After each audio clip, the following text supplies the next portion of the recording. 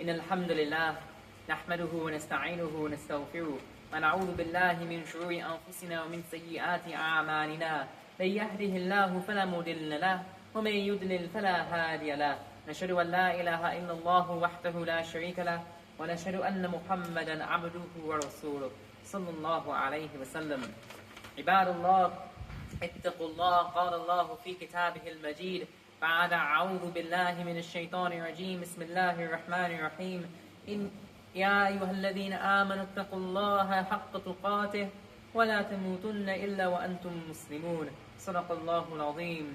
O servants of Allah who have left your work and your busyness to come for the Jumu'ah prayer, be mindful of Allah and do not speak during the khutbah, for it is a sin in Allah's sight to speak during the khutbah.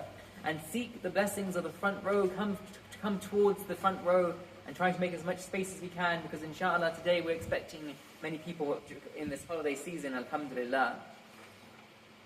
Now the story of Musa's struggle against Fir'aun, Moses' struggle against Pharaoh, is one of the most famous stories in our sacred tradition.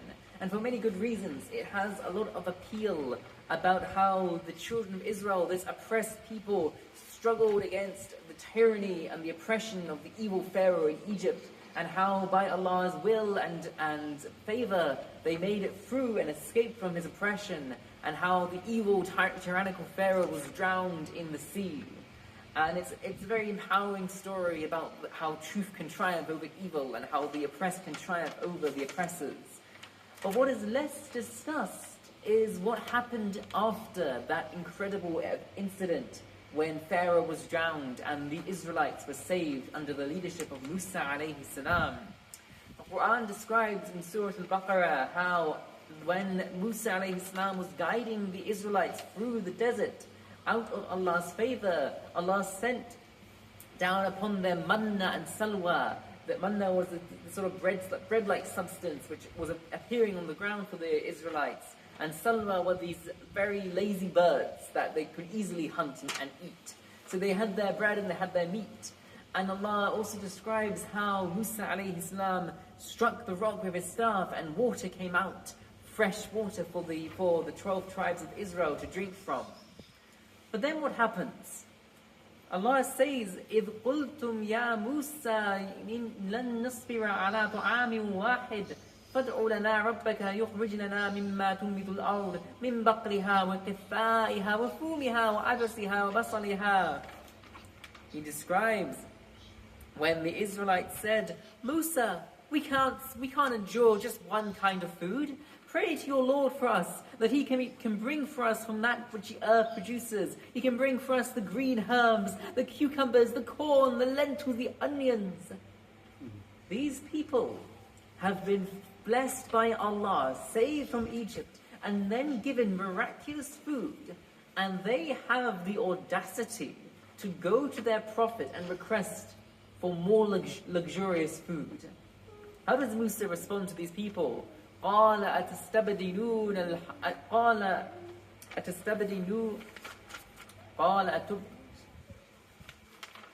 Musa alayhi salam, he says in Surah Al-Baqarah,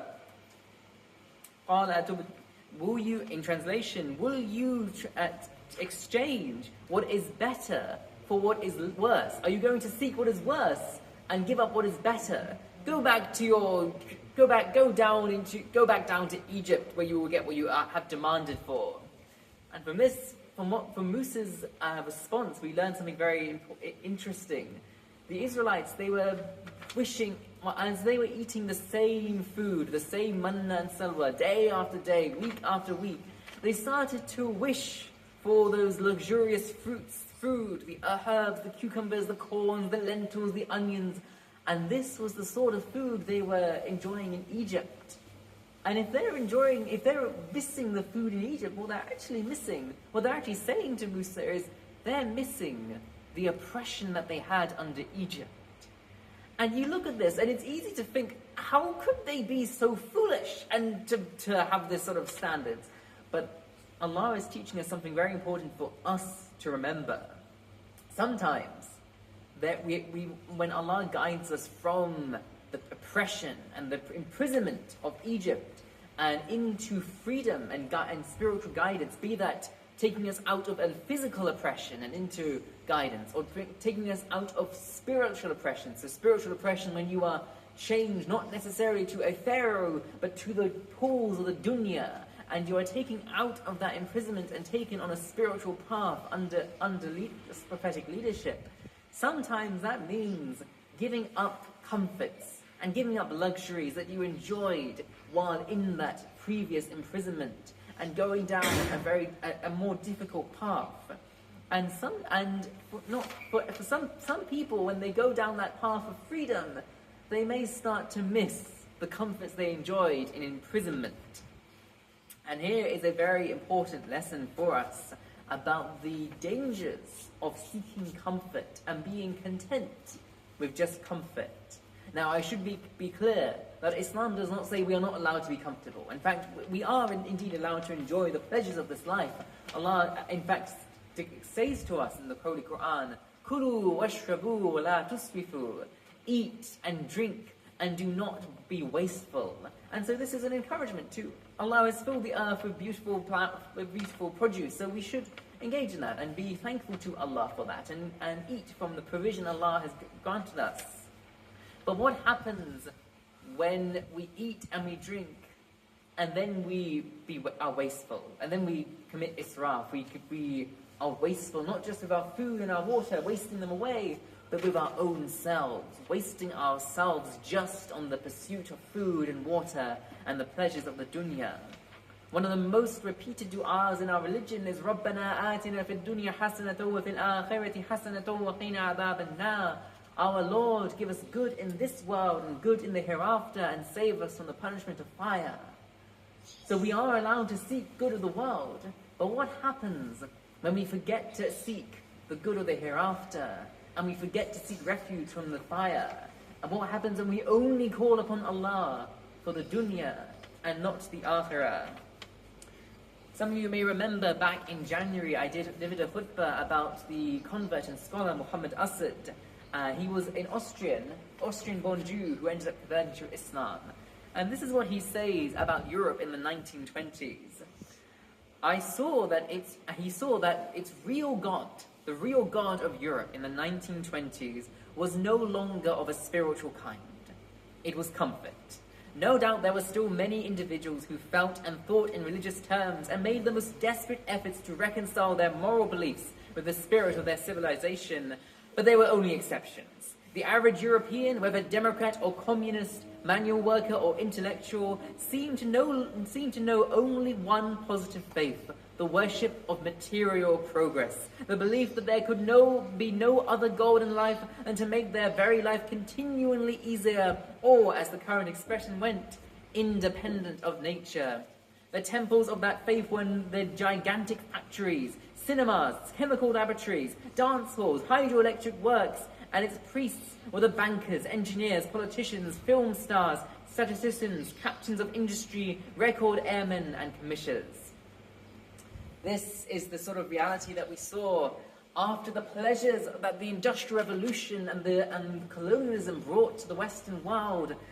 So much comfort, and people began to lose remembrance, dhikr of the afterlife. They stopped making dhikr of the afterlife, and they stopped having that fear of the fire. And so what the Muhammad Asad is telling us is that even regardless of whether they believed in God or were atheists, the fact of the matter is that God did not play a role in their day-to-day lives. If anything, the Europeans of the modern world have a pagan attitude to God and to religion. As we discussed last week with the Romans, they would have these statues that they would give them their worship when they wanted something, but they didn't have any actual impact. The god of doorknobs and the god of war didn't actually impact how the Romans lived their lives. In a similar way, the Christian Europeans were now going to church on their Sundays, and they were doing the sort of ceremonies, and maybe every now and again they would ask Jesus for a new car or for success. But this did not translate into how they lived their lives and how they governed their worldly affairs. And when comfort has now become the ultimate goal in our life, and when comfort becomes that ultimate goal, it is very difficult to convince people to give up comfort for a greater cause. When I talk to people about my research in preventing climate change, I'm often met with people saying, oh, but electric cars are more expensive than petrol cars, renewable energy is more expensive than gas energy, it's going to make our lives much more difficult. And this is the exact attitude that has led to the crisis we are in. We are supposed to be Khalifatul Ard, the people left behind to look after this planet, and yet we are more concerned about our own comfort and ease and our convenience than the fact that our planet is burning. And this goes all the way to the way in which the international community talk about climate change. Researchers across the world, they do calculations about what the future could look like in climate change. And their research informs what the UN publish about their projections and their international law. And you would think, if you're predicting the future for climate change and how we can and what we can do about it, you would say, okay, how can we reduce our emissions as quickly as possible? But that's not what they do. That's what I'm doing in my research. I'm researching how we can decrease our emissions as quickly as possible. What most of our researchers do is they say, okay, this is how much we are willing to give. This is what we want the economy to look like, how much GDP we want to have. This is how much development we want to have. We're not willing to give up flying, we're not willing to give up our industry, but we can recycle our paper. And so they come setting what they're willing to give up, what they're willing to live by, and then they calculate what the CO2 emissions will look like. And very often what their models will do is say, okay, well, you can live your high emitting, your luxurious and your dunya-driven lifestyle, but we can still meet our climate goals if we develop this special technology that is going to capture our emissions and bury it under the ground. And this is how, 35 years after the UN has said we have to decrease our emissions, we have actually increased our emissions by over 40%. And I have to say, as someone doing this research, it is technologically infeasible for this new technology to scale in the time needed to decrease our emissions. We have no convenient solution to the climate crisis. There is only one choice.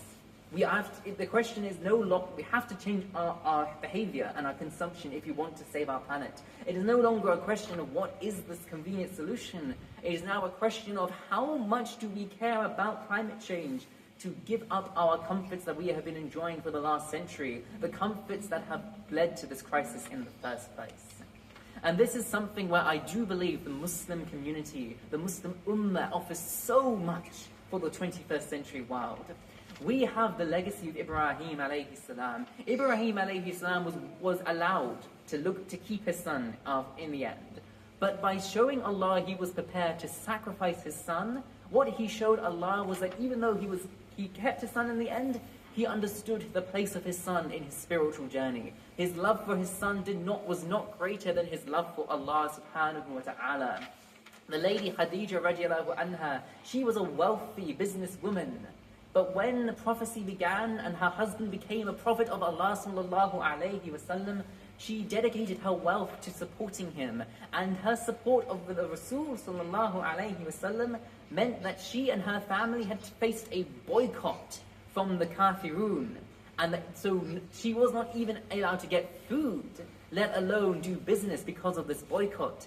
And some of our scholars our historians have suggested that it may have been the boycott and the difficulty it brought upon her body that led to her early death. Allahu A'lam. Allah knows better in this matter.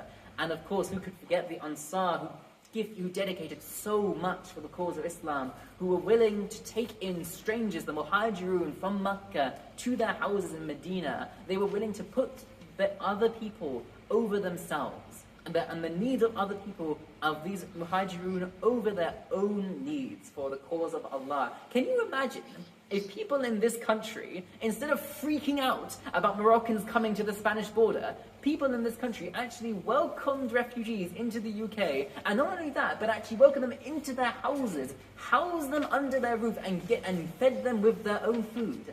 That's what the Ansar did. That's the sort of self-sacrifice that they were willing to make. And of course, they were then willing to go out into the battlefield and risk their lives for Allah's sake. This is what Allah is talking about at the end of Surah Al-Hajj when He says, لِيَكُونَ رَسُولُ عَلَيْكُمْ شَهِيدًا لِيَكُونَ رَسُولُ شَهِيدًا عَلَيْكُمْ وَتَكُونُ شُهَدَاءَ عَلَى النَّاسِ. So the messenger can be a witness to you, and you can be a witness to people. What does that mean? The messenger is going to bear witness, and and by doing so, he is going to inspire us Muslims. And in that same way, we Muslims as a collective ummah are going to bear witness, and we are going to inspire the rest of the world. We are going to inspire them by iman and yaqeen, and we are going to inspire them by our willingness to sacrifice our own needs and wants for a cause that is greater than ourselves.